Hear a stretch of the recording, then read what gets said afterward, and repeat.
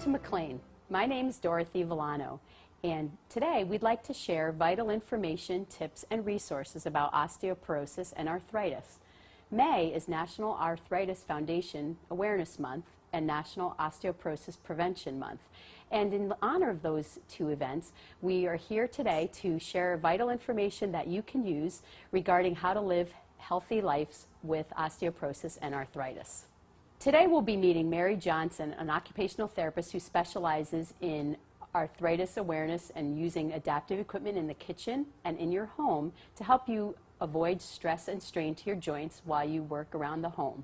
She will also be talking about driving safely. And down in our fitness center, we'll be meeting Carol McLeod, who's an arthritis fitness instructor. She'll be sharing information about how to manage arthritis by using exercises designed by the Arthritis Foundation in the warm water pool at McLean. We will be also taking a look at our land exercise sponsored by Silver Sneakers. It's a land-based exercise program that involves chair and standing exercises that are ideal for helping people with osteoarthritis improve their strength and posture and balance. And last but not least, we will be talking about osteoporosis and how you can safely exercise with osteoporosis to lower your risk of fracture. My name is Mary Johnson. I'm an occupational therapist here at McLean, and I wanted to talk a little bit about managing arthritis.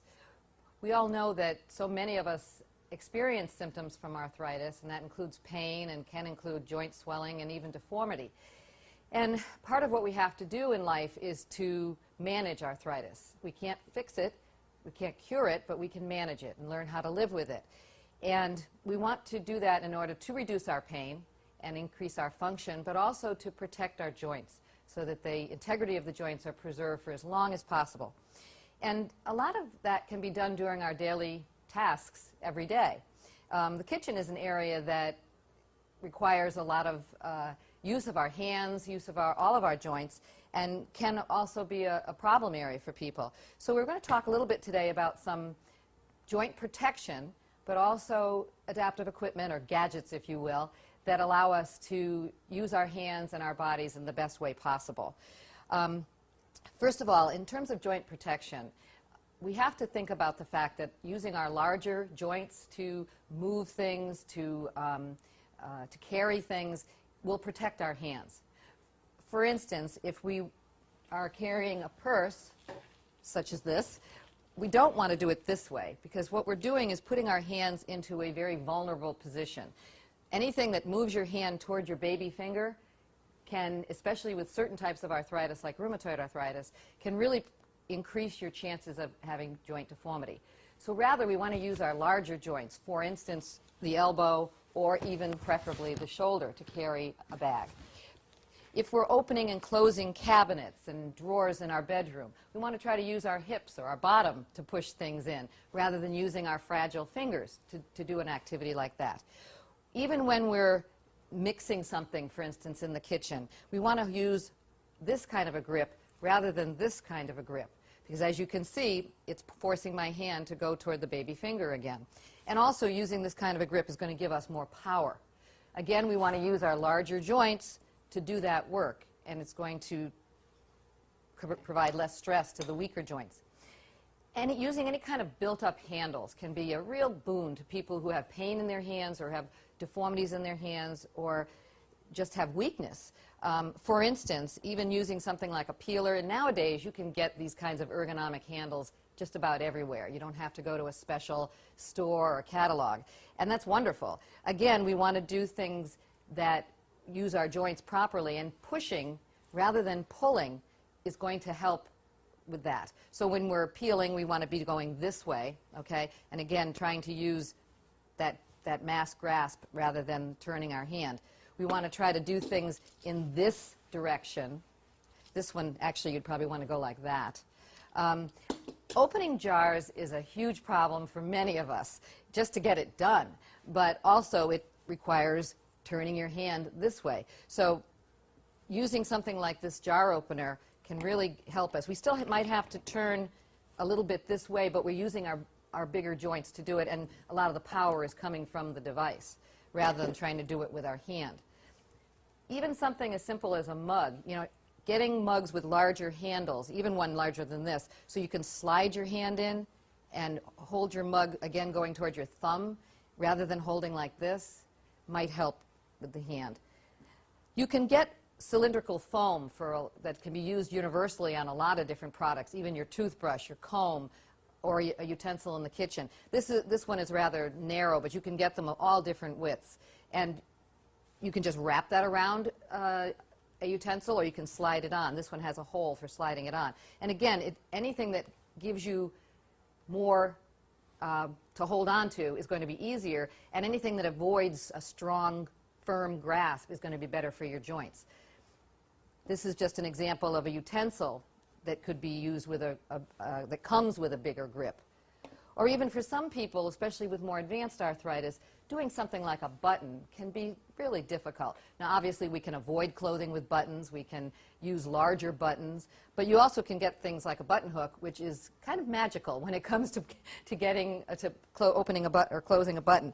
And many of these items, I have to say, you don't necessarily want to just go out and buy them. You'd be very wise to consult with an occupational therapist who is knowledgeable about arthritis, who knows you personally, and can help you to kind of make some decisions about which things, if any, would be helpful to you.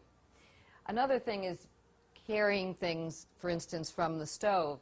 Something like this pan or pot, if you can hold it with two hands, like this, and support underneath, that's going to give you, again, using your stronger joints, it's going to give you a lot less stress on your smaller joints. And that's true of anything that you carry. If you can try to use both hands and keep one hand underneath the item, it's going to help. The other thing is prolonged positioning.